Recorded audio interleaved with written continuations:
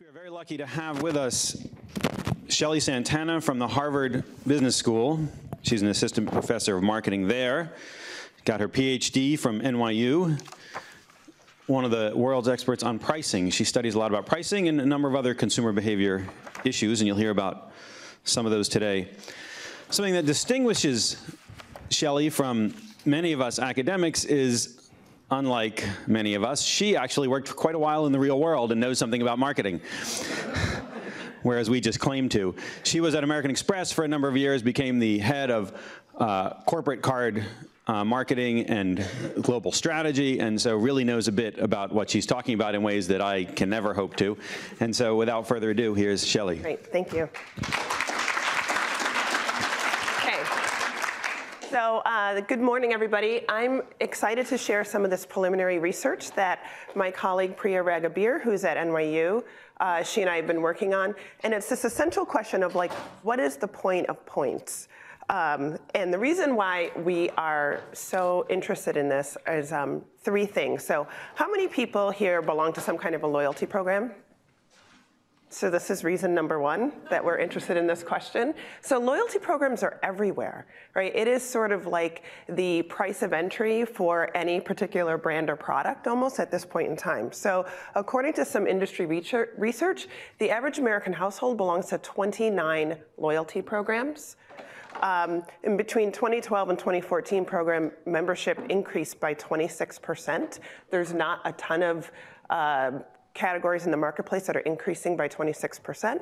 And even 63% of millennials have joined a loyalty program in the past year. So reason number one, this is an interesting topic, is because loyalty programs are everywhere. The second reason is that they're big business. So in 2015, Americans accumulated about $48 billion in rewards in miles, and that's sort of a steady state figure. So $48 billion in rewards every year. Interestingly, about a third of those don't get redeemed each year, so there's about 15 billion that we're leaving on the table. Hilton Honors, which is just one particular loyalty program for people who stay at Hilton hotels, their members enjoyed 5.7 million reward nights in 2015 alone. And credit card rewards as a particular category, which is something that's near and dear to my heart, 80% of all US credit card spending occurs through some sort of reward type product. And 72% of women and 56% of men report that they've changed their spending behavior because of a loyalty program. The third thing that's really interesting is that loyalty points can be used in new ways. So there was a time when if you were in an airline rewards program, you earned your Delta miles, you could redeem it for a Delta ticket. If you earned Starbucks points, you earn it back for Starbucks, and it was sort of this closed loop relationship. But increasingly, and particularly as it relates to this category, loyalty points can be used in lots of new ways. So you can use your membership rewards points to pay for a taxi ride in New York City at the point of sale. You can use them to pay for McDonald's.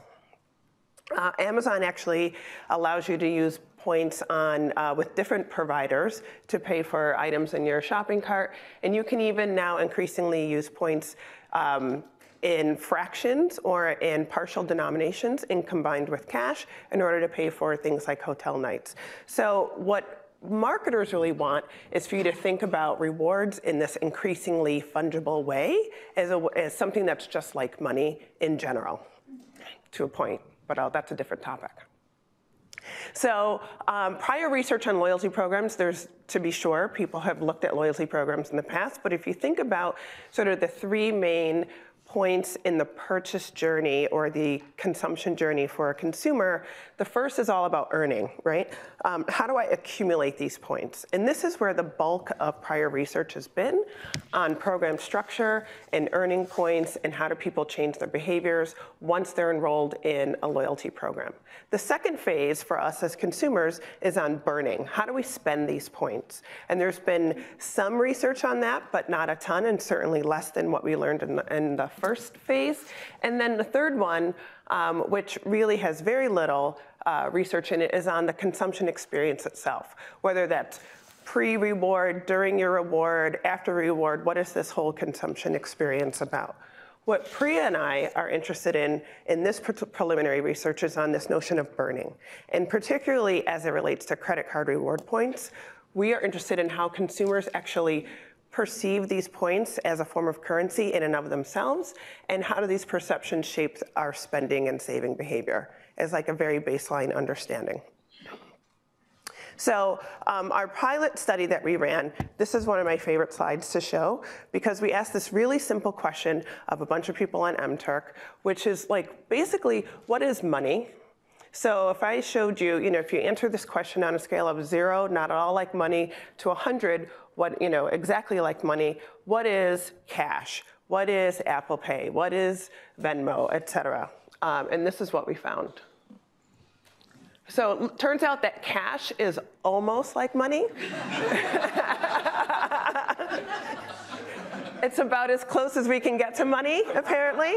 I don't know what would be to the right of cash, but cash is pretty good. And then there's a whole category of like PayPal, gift cards, credit cards. They're kind of like money. And then I actually wrote a case on Apple Pay, so I was interested in how people perceived Apple Pay at the time. What's interesting is that Apple Pay is not considered to be like a credit card or like PayPal, so that is just sort of interesting to me. But then what you see is that these loyalty points are this sort of distinct category in and of themselves. They're kind of with Apple Pay, and people don't really know what to make with them. And miles are not money at all. So just as sort of a basic baseline, how do we think about money? It turns out we think about money in these really interesting ways, and we have sort of this constellation in our minds of what's really money and what's not. So then our first study we ran was just, does this point perception influence how we use our points? Right? So we had a very simple design where we asked people on MTurk to complete a matching task. It was a simple drag and drop. If you had these sources of funds, how would you use it to apply to pay for these uses of funds? So it was a very simple design. And so this was the screenshot. It's hard to read, but the items were on the left. Your sources of funds were rewards from a credit card loyalty program, money received from your family, earnings from your paycheck, money you find in an old jacket, winnings from a lottery, and your income tax refund. And then these expenses were paying your credit card bill, repaying your student loan, donating to charity, buying a gift card for a friend, eating out, and paying for a taxi ride. And then after they did this drag and drop exercise, we simply asked them to evaluate the sources of funds and the uses of funds in terms of extremely frivolous to extremely serious. So this frivolous serious scale is from some prior research. For the academics in the room, it maps onto Hedonic utilitarian, if that's helpful. And then this is what we saw. First of all, there, again, is a hierarchy of perceived seriousness of money. So our subjective value of money varies. So money from your paycheck is really serious money. And money that you find in an old jacket, that is relatively frivolous money. So the fact that you can take these, like money that comes from different places, and the fact that we think of them differently is kind of interesting. And then we asked them, what about uses of funds? And it's the same thing. There are serious uses of money and there are frivolous uses of money. And what we're really interested in is whether these match. So do we tag these things in terms of serious and frivolous? And it turns out what we looked at was sort of these extremes. And what you can see in this picture is that when it comes to loyalty points, which again is relatively frivolous, you see that we tend to apply those to relatively frivolous uses of funds. And then you see your paycheck, which is very serious money. We use that to pay for the most serious of our expenses. So we have this sort of hidden tendency to sort of map sources and uses of funds together. So then, how are points perceived relative to debit and credit cards? So we asked in this study whether or not people would like to pay for a number of items in an online shopping task with either a debit card, a credit card, or your loyalty points. And then we had them go through the same source and use evaluation, and then measured some post-purchase evaluations. So this is a screenshot. They had 10 items that they were going to buy. This is an example of paying for groceries. And they just selected, how would you like to pay for your groceries? Debit card, credit card, loyalty points. And these are the 10 items that they saw one at a time: an Amazon gift card, a bottle of wine, a charitable donation. Again, from the academic literature, these are sort of classic hedonic and utilitarian products.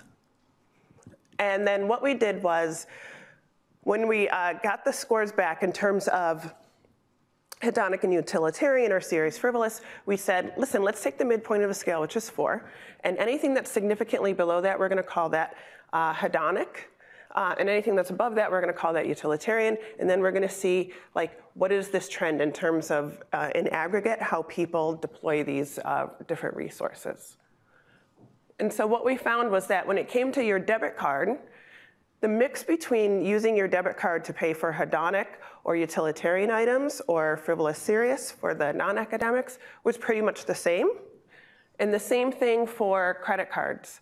It was only when it came to paying with your loyalty points did we see this shift towards buying more hedonic items with my loyalty points versus more utilitarian or serious items with my loyalty points.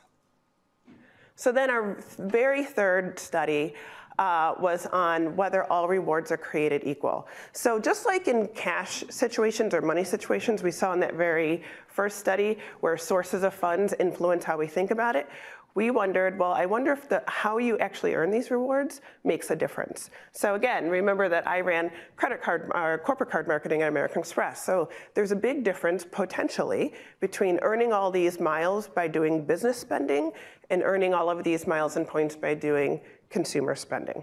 So we did another version of this, the prior study that I showed you, and except that we told half of the participants, you earned all of these points by spending on your business credit card and using it for business expenses, and the other half were told you earned all these points by using your personal credit card on personal expenses. And then, so what's interesting here is that people actually do perceive business points to be a little bit more serious than consumer points. So I just thought that was interesting in and of itself, right? So if you ask them these payment type perceptions. And then we looked again at the spending distribution. So again, this is just business versus personal rewards, and then how do you spend them on serious versus utilitarian items. So serious versus frivolous, sorry. So when people were spending with their business or personal rewards, when it came to spending them and redeeming them on serious items or utilitarian items, there was no difference in how they used them. But when it came to frivolous or hedonic items, we did see a difference in that people, when they were spending their business rewards, were less likely to use them to spend on hedonic items. So there's something about this tag from a mental accounting standpoint that follows through and influenced what their spending patterns were. So our very preliminary conclusions, because we're just starting down this journey on thinking about all of this money that we have as consumers, that we walk around in this multi-currency reality all the time. So typically we think about spending in different currencies as being home currency versus foreign currency. It turns out that we operate in different currencies all the time, even as consumers, every single day, even in our own countries. So our preliminary conclusions are that consumers perceive credit card loyalty points as this distinct form of currency. It sort of captures a different space in our minds and our perceptions that's distinct from credit cards, it's different from cash, it's different from miles, it holds its own place for us. And that these perceptions may lead to systematic spending and saving patterns, and that the source of these awards could potentially be a boundary condition. So if I'm spending rewards that I have generated based on all of my business spend, I may end up spending those differently than a bunch of rewards that I earned by my personal spend. So from a theoretical, for the academics in the room, I think there's a huge opportunity to really understand from a subjective value of money and a mental accounting standpoint, what do these points actually mean? We have so many of them. There are reports that there are more points and miles in circulation than there is money in circulation in the world. What does that actually mean, right?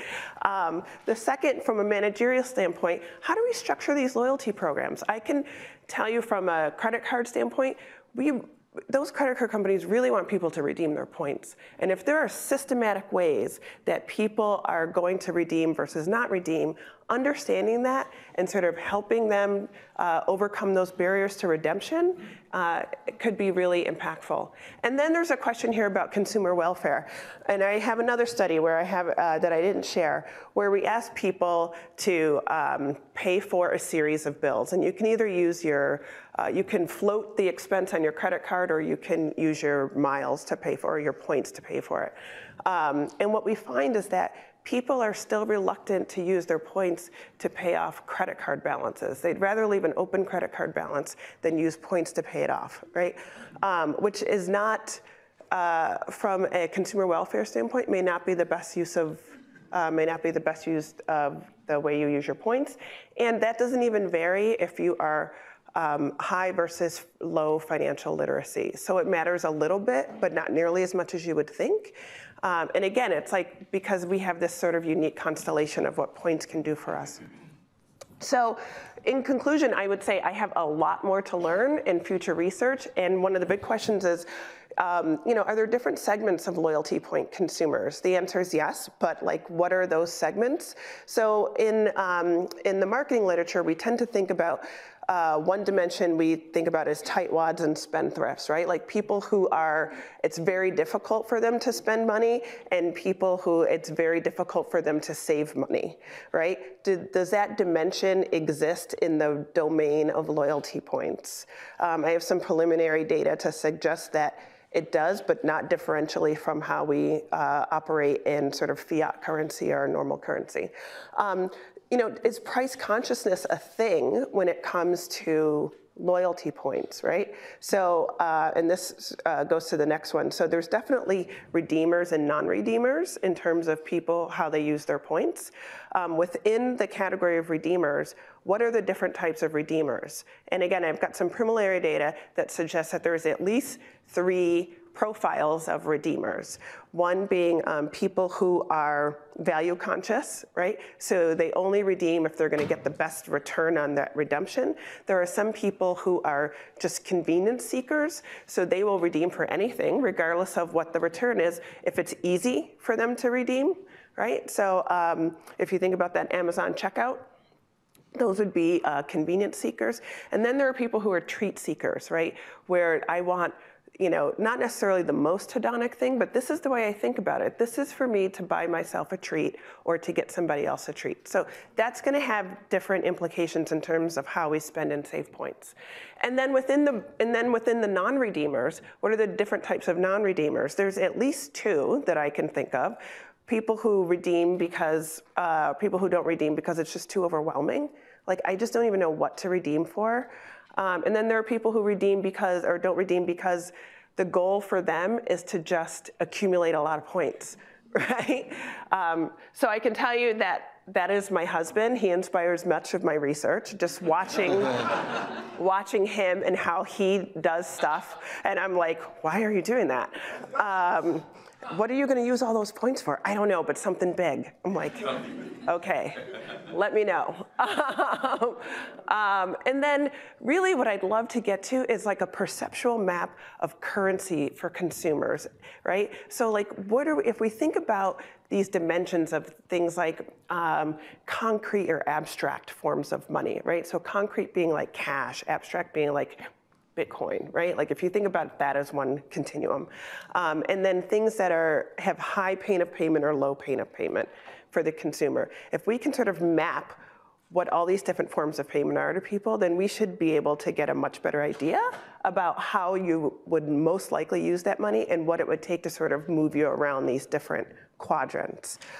So this is part of my wish list. I don't want to abandon my cart though, Ryan. So, and then, what's the best way for loyalty program managers to stimulate redemption in order to drive deeper engagement? I made this comment before, but this is absolutely what all of these program managers want you to do. They want you to redeem, because redemption is good for them on a number of dimensions, but it's also good for the consumer.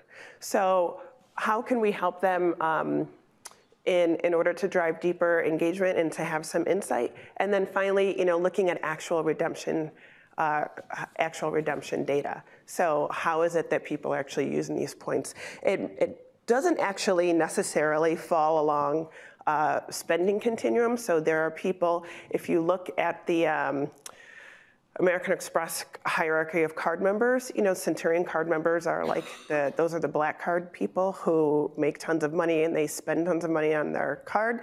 You'd be surprised at how many of those people are redeeming points on Amazon, right? So because it's just super convenient, right? So I think these are just some super interesting questions for us to think about as these loyalty programs become so pervasive in our lives. So. That's what I have to share today.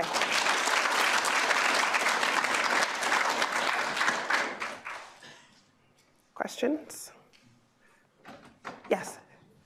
Hi. I was just wondering, in terms of the scale of how real money feels, Mm-hmm. if you guys have looked at like exchangeability. So cash I can use everywhere, I can exchange it for everything. Points maybe not so much, because there are more and more online websites where you could trade your points with other frequent flyer users and so on. So I'm wondering to what extent you think that played a role.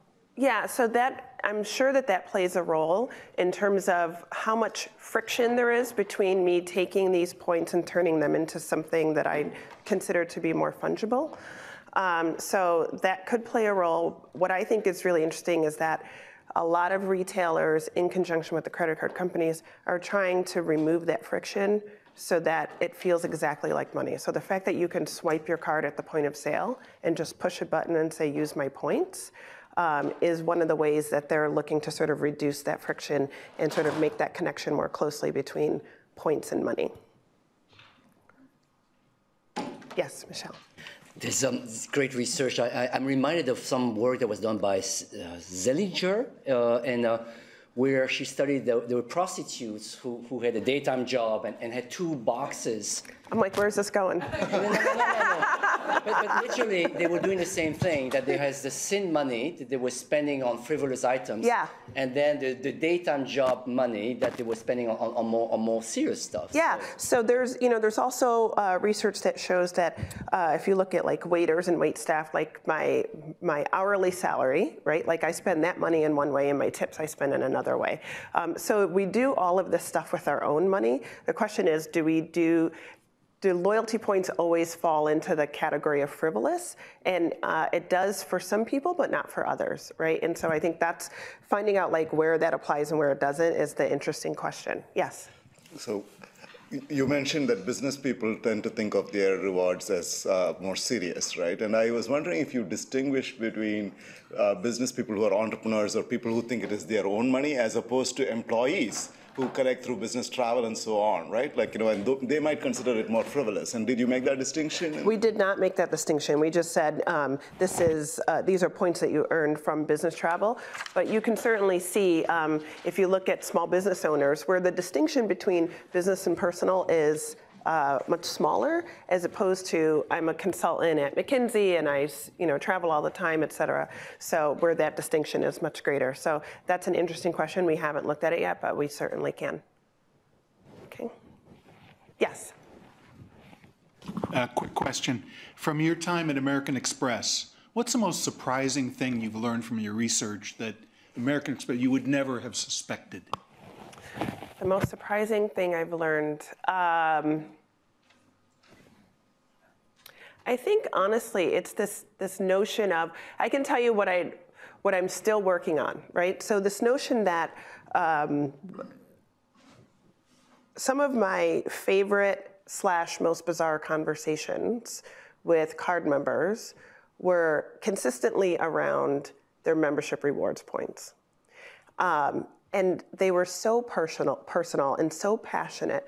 And the fact that people were so wedded and engaged about these things that don't exist, like I felt really badly trying to tell people sometimes, like, you realize these don't exist, right? Like, there is no vault in American Express that has all your points stacked up, right?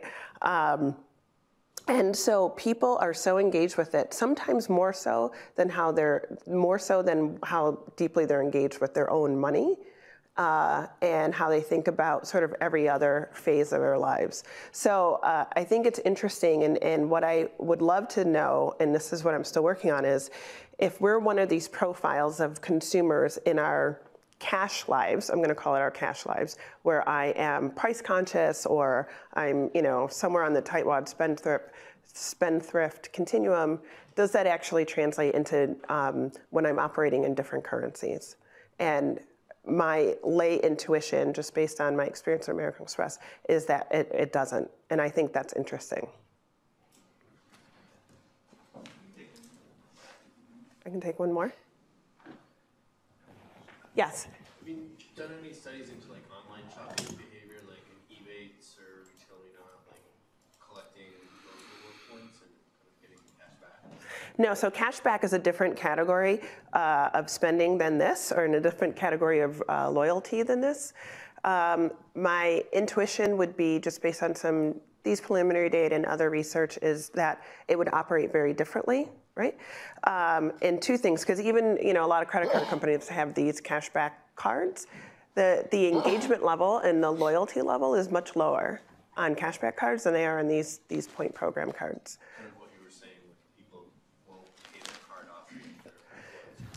Yeah, and also it's like most of the times, if I told you I'm going to give you $10, that feels very different potentially than I'm going to give you 100 points. Like people just really process these two types of currencies very differently. You're probably going to take the $10 and use it for something very different than what you would use the 100 points for, as an example.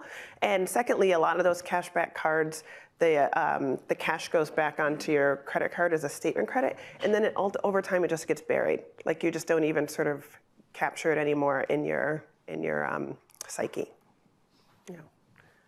Yes? Sorry, one additional, excellent presentation, I really appreciate it. Have you looked at all at how things like when the awarder of the loyalty points says you're going to lose them in X number of months, so does loss aversion sort of affect utility versus, hedonic versus utilitarian usage? Yeah, so this whole notion of breakage, right, and that your points expire and you're going to lose them, I have not looked at that. I've looked at it from a practitioner's perspective, and usually what you see, we saw something similar to this, but on the other end, which is Chase Sapphire cards. They had that 100,000 bonus point promotion for getting your card. So that's like a crazy amount of points, right? And then they dropped it to 50,000. And it was like a run. Like they were like, we're going to drop this to 50,000 on this day.